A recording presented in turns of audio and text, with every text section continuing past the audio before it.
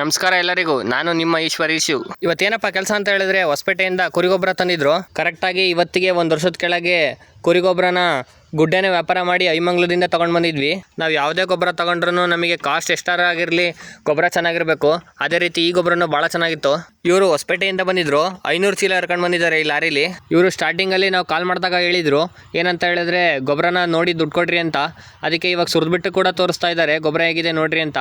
ಗೊಬ್ಬರ ಚೆನ್ನಾಗಿರೋದಕ್ಕೆ ಅಷ್ಟು ಇಳಿವ್ರಿ ಅಂತ ಹೇಳಿದ್ರು. ಈ 500 ಮೂಟೆ ಆಗಲ್ಲ, ನಮಗೆ 2000 ಮೂಟೆ ಬೇಕು, ಅದಕ್ಕೆ ನಾಳೆ ತರ್ತೀನಿ ಅಂತ ಹೇಳಿದ್ದಾರೆ. ಅಷ್ಟರಲ್ಲಿ ನಮ್ಮ ರಂಗ ಬಂದ ಗೊಬ್ಬರ ನೋಡೋಕ್ಕೆ. ಅವನು ಲಾರಿ ಟೆಸ್ಟ್ ಡ್ರೈವ್ ನೋಡ್ತಿದ್ದಾನೆ, ಅವನು ಲಾರಿ ತಗೋಬೇಕಂತೆ. ಚೀಲನೆಲ್ಲ ಎಣಿಕೆ ಮಾಡಿ ಅವ್ರನ್ನ ಕಳಿಸಿದ್ವಿ. ಕೆಲಸ ಎಲ್ಲ ಮುಗಿಯೋಷ್ಟರಲ್ಲಿ ಮಧ್ಯಾಹ್ನ ಆಗ್ಬಿಟ್ಟಿತ್ತು. ಅವ್ರನ್ನ ಕಳಿಸಿ ನಾವು ಶಿವಮೊಗ್ಗ ಹೋದ್ವಿ. ಏನಕ್ಕಪ್ಪ ಅಂತ ಹೇಳಿದ್ರೆ, ಶಿವ ಬ್ಯಾಂಕಿಂದ ಇವತ್ತು ಮೀಟಿಂಗ್ ಇತ್ತು, ನಮ್ಮ ಮುಂದೆ ಕೂಡ ಸೇರಿತ್ತು. ಅದಕ್ಕೆ ಸೈನ್ ಮಾಡೋಣ ಅಂತ ಬಂದಿದ್ದೆ. ಇದೆಲ್ಲ ಮೊನ್ನೆ ಆಗಿರೋದು ಇವತ್ತು ಆಗ್ತಿದ್ದಾನೆ ಅಂತ ತಿಳ್ಕೊಂಡ್ಬಿಡ್ರಿ. ಯಾಕೆ ಅಂತ ಹೇಳಿದ್ರೆ ಅವತ್ತು ಎಡಿಟ್ ಮಾಡೋಕ್ಕಾಗಲಿಲ್ಲ, ಸ್ವಲ್ಪ ಪ್ರಾಬ್ಲಮ್ ಆಗ್ಬಿಟ್ಟಿತ್ತು. ಅದಕ್ಕೆ ಇವತ್ತು ಆಗ್ತಿದ್ದೀನಿ.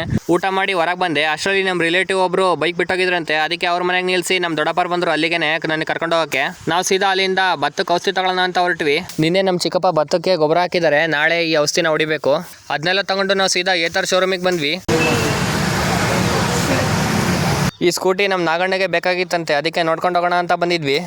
ಅದನ್ನೆಲ್ಲ ನೋಡ್ಕೊಂಡು ನಾವು ಸೀದಾ ಊರ ಕಡೆ ಬಂದ್ವಿ. ಮನೆಗೆ ಬಂದು ನೋಡಿದರೆ ಬೈಕ್ ಪಂಚರ್ ಆಗ್ಬಿಟ್ಟಿತ್ತು. ಅದಕ್ಕೆ ನಮ್ಮ ಚಿಕ್ಕಪ್ಪ ಬೈಕ್ ಪಂಚರ್ ಹಾಕ್ಸ್ಕೊಂಡ್ಬರ್ತೀನಿ ಅಂತ ಒಳ್ಳೂರಿಗೆ ಹೋಗಿ ಪಂಚರ್ ಹಾಕ್ಸ್ಕೊಂಡು ಬಂದರು. ಇವತ್ತು ಕಾಶಿ ಹಾಕೊಂಡು ನಮ್ಮ ದೇವರು ನಂದೀಶಣ್ಣನ ಮನೆಯಿಂದ ದೇವಸ್ಥಾನದಲ್ಲಿ ಕೂತ್ಕೊಳ್ಳೋಕೆ ಕೊಟ್ಟಿದೆ. ಎಲ್ಲ ಊರಿನ ದೇವರು ಕೂಡ ದಸರಾಗೆ ಎದ್ದೇಳುತ್ತೆ, ಆದರೆ ನಮ್ಮೂರಲ್ಲಿ 15 ದಿವಸ ಅಂದರೆ ಭೂಮಿ ಉಳೋ ದಿವಸ ಎದ್ದೇಳುತ್ತೆ ದೇವರು.